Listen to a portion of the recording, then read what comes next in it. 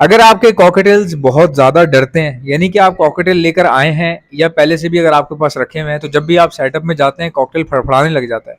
कई लोगों को मेरी तरह कीड़ा होता है वीडियोस बनाने का, या अगर आप बेचने के लिए वीडियो बना रहे हैं फेसबुक पर डालने के लिए या किसी को भेजने के लिए कि भाई मैं बेचना चाह रहा हूँ, तो वो वीडियो बनाते हुए लोग बताते हैं कि अजाब हो जाता है यार, इतना फड़फड़ाते हैं साले, इतना फड़फड़ाते हैं कि डर लगता है कि इनके पर टूट के, मतलब इनके कोई जख्मी ना हो जाए, पर इनका जख्मी ना हो जाए, बाजू ना टूट जाए इनका। और ये बात सच है। अब ये डरने के बहुत सारी केसेस होते हैं, जैसे लाइट चली जाती है अचानक से तो भी फड़फड़ाते हैं। अगर रात में रात हुई हुई है, लाइट्स ऑफ हैं, तो कोई मोटरसाइकिल नीचे गली से गुजरी है और ऊपर उसकी रोशनी आ गई है या शेडो हल्का सा बना हुआ आ गया है, तब भी ये बहुत ज्यादा फड़फड़ाते हैं। ये फड़फड़ाना खत्म कैसे करें? एक होता है रात को फड़फड़ाना खत्म करने के लिए आप लाइट लगा दें, वो तो एक अलग बात है। बट एक होता है कि यार मैं सेटअप में खड़ा होता हूँ ना, तो ये मतलब इस तरह फड़फड़ाते हैं जैसे किसी कौवे को पिंजरे में बंद कर दिया हो, तो ये चीज़ जो है ना अच्छी नहीं लगती।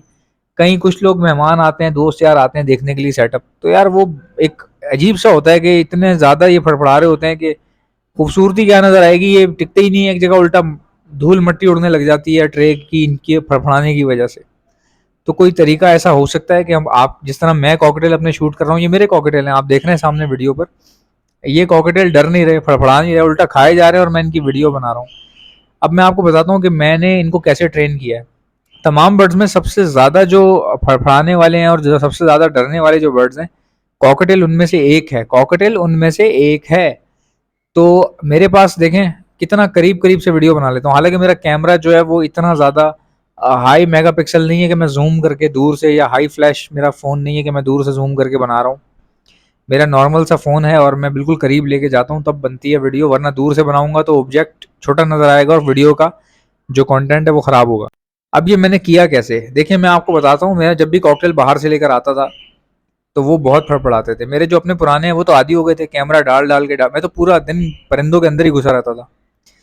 तो वो उनको भी ये लगा कि यार ये भी शायद कॉकटेल है, मतलब वो मुझे कॉकटेल समझने लग गया, अरे ये तो अपना ही बंदा है यार, अरे ये सुबह आता है कोई अजीब सी चीज़ लेके हाथ में, फ़ोन वोन टाइप की चीज़ होती है, वीडियो शीडियो बनाता है, पैसे कमाता है, कोई बात नहीं। तो हमारे कॉकटेल हमें इजी लेने लग गया, अरे ये तो अपना ही बंदा, आओ ऐसा ना, आओ बैठो, आओ हमारे घर आए हो, बैठो बैठो। तो मेरे साथ वो वाला सीन हो गया था। कॉकटेल पुराने इतने हो गए थे, एक जोड़ा तो इनमें से पिछले 8-10 साल से ब्रीड कर रहा है मेरे पास। तो एक जोड़ा ऐसा भी था मेरे पास जिसने मेरे पास 16 साल ब्रीड की, मेरे बचपन का वो जोड़ा था। मैं जब छोटा था तब मेरे अब्बू लेकर आए थे, तो वो मेरे मैंने ब्रीड मैंने करवाई थी उससे मेरे अब्बू को तो कुछ शौक तो है उनको, जाहिर सी बात है उन्हीं से शौक मेरे अंदर आया, लेकिन उनको इतनी नॉलेज नहीं थी ना ब्रीडिंग के हवाले से। तो ब्रीड करवाने में समझ लीजिए कि जाहिर सी बात है ये तो अल्लाह का तोहफा है ब्रीड करना, लेकिन ये है कि आपको ब्रीड करवाने की नॉलेज होनी चाहिए। भैया आप, ब्रीड तो अल्लाह ने देनी है, लेकिन आपने बॉक्स नहीं लगाया हुआ तो फिर ब्रीड तो नहीं आएगी ना, बॉक्स लगाना ज़रूरी है। तो बहुत सारी चीज़ें होती हैं इस तरह से, ये तो मैंने एक छोटी सी बात की है। बहुत सारी लॉजिकल चीज़ें होती हैं, कुछ ऐसी होती हैं जो लॉजिकल नहीं होती, बहुत हार्ड होती हैं समझना। तो मैंने ब्रीड करवाया और माशाल्लाह से ये 15 साल एक पेयर था हमारे पास, ब्रीड करता रहा। अब ये मेरे कॉकटेल इतने पुराने हो गए तो डरेंगे कहाँ से, डर खत्म हो गया इनका। अच्छा, जब नए पेयर लाता था मैं बाहर से बेचने के लिए या डिफरेंट सेटअप से खरीद लेता था, तो नए आने वाले पेयर जो है ना बहुत ज़्यादा फड़फड़ाते थे। और उनकी वजह से क्या होता था, जब वो फड़फड़ाते थे तो मेरे वो पेयर जो मेरे से डरते ही नहीं है वो भी डरने लग जाते थे।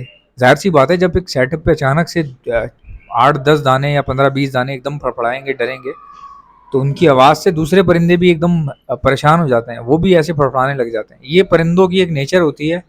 जंगल में भी आपने देखा होगा कि अगर, या जंगली कबूतर आप देखें किसी भी चौक पे, अक्सर ऐसा होता है ना, चौकों पे जंगली कबूतर बैठे होते हैं दाने पानी के आगे।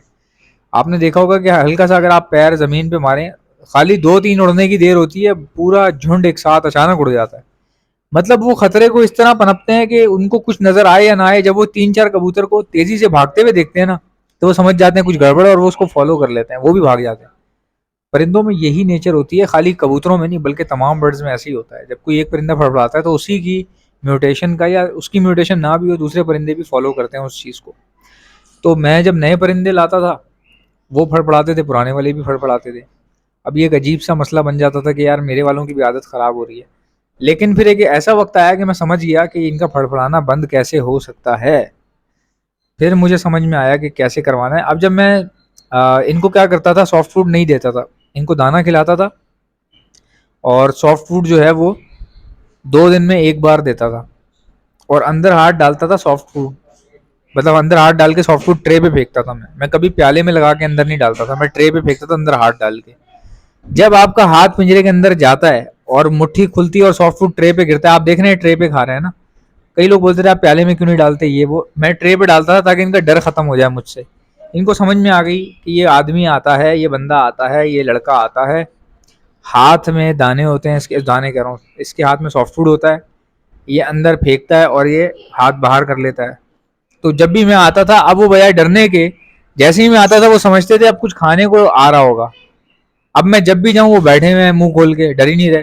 तो डर ऐसे खत्म किया जाता है किसी भी जानवर का। और टेमिंग भी आप देख लें, किसी भी बर्ड को टेम करना होता है तो उसको हैंड फीड के टाइम से उठाना पड़ता है। जब उसको हैंड फीड मिलती रहेगी आपके हाथ से, तो जब भी आप करीब आएंगे तो वो बर्ड आपके करीब इसलिए हो जाएगा कि उसको पता है यार यहाँ से खाना मिलता है। इंसान का या जानवर का जो पेट है ना, वो ही उससे सब कुछ करवाता है।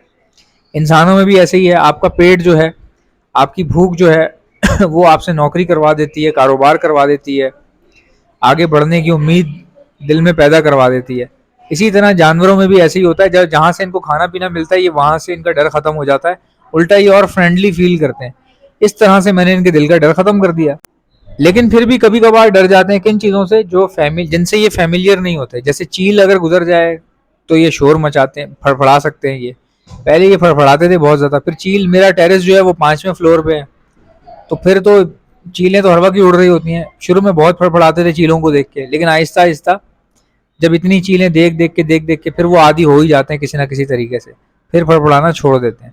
इसके अलावा अगर आप रात में लाइट ऑफ की हुई और हल्का सा शेडो पड़ गया, लाइट आपने टॉर्च किसी ने कहीं और से मारी, इधर शेडो आ गया, उससे भी फड़फड़ाते हैं। तो रात में कोशिश किया करें एक छोटा सा बल्ब लगाते हैं जीरो का या कोई ऐसा, जिससे इनको एटलीस्ट थोड़ा बहुत नजर आए कि अगर ये अपनी जगह से हिल गए तो वापस आके बैठ सकें, या कोई फीमेल अगर बॉक्स से बाहर आ गई है फड़फड़ाने की वजह से, दूसरों के शोर की वजह से, तो वापस अंदर जा सके। इतनी लाइट लगा दें।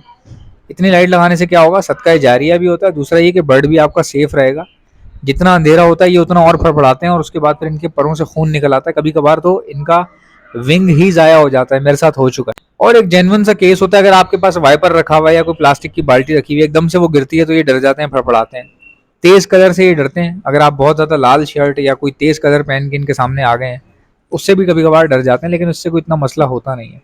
सो गाइस, अगर आप में से किसी को भी ब्रीडिंग मल्टीविटामिन चाहिए तो आप ऑर्डर पर मुझसे मंगवा सकते हैं।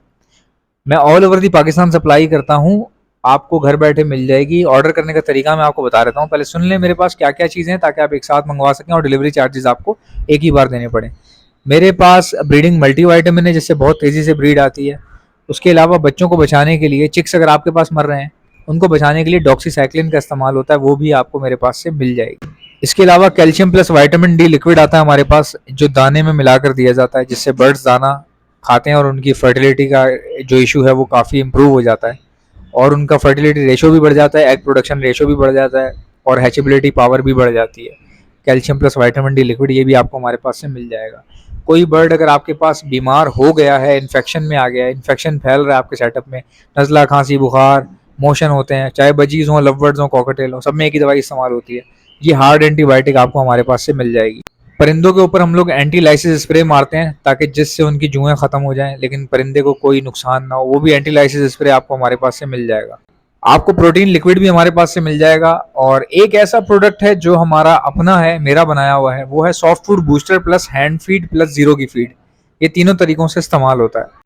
इसमें ड्राई फ्रूट्स मिले होते हैं, ये हम सॉफ्ट फूड के ऊपर 1 चम्मच छिड़क देते हैं और सॉफ्ट फूड को अच्छे से मिलाकर बर्ड्स को देते हैं। उससे बर्ड सॉफ्ट फूड भी ज़्यादा खाते हैं, जाहिर सी बात है, ज़्यादा खाएंगे तो फीड भी करवाएंगे बच्चों को। और इसकी खास बात यह है कि अगर पानी में मिलाकर इसको हैंड फीड के तौर पर इस्तेमाल कर सकते हैं।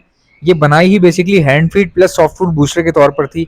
ये मेरा अपना प्रोडक्ट था जिसमें मैंने स्मार्टली काम किया। मैंने कहा कोई ऐसी चीज़ होनी चाहिए जो सॉफ्ट फूड के ऊपर छिड़क कर भी दी जा सके और हैंड फीड के तौर पर भी इस्तेमाल हो जाए, पड़ी ना रहे, ज़ाया ना हो, इस्तेमाल होती चली जाए। तो हमने इसमें ऐसे इंग्रेडिएंट्स का शुमार किया है।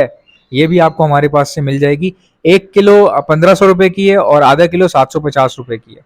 बॉक्सेस के अंदर एंटी इंसेक्ट पाउडर मारा जाता है, टाइगर, वो हमारे पास अच्छी क्वालिटी में 100 रुपीज़ का, अच्छी फिलिंग हुई हुई है। बाजार में जो 40 वाले मिलते हैं वो उनकी फिलिंग कम हुई हुई होती है और उनकी क्वालिटी में फ़र्क होता है। आप हमसे एक लेके ट्राई कर सकते हैं, आपको पता चल जाएगा। मैं खुद भी अपने पास वही इस्तेमाल कर रहा हूँ।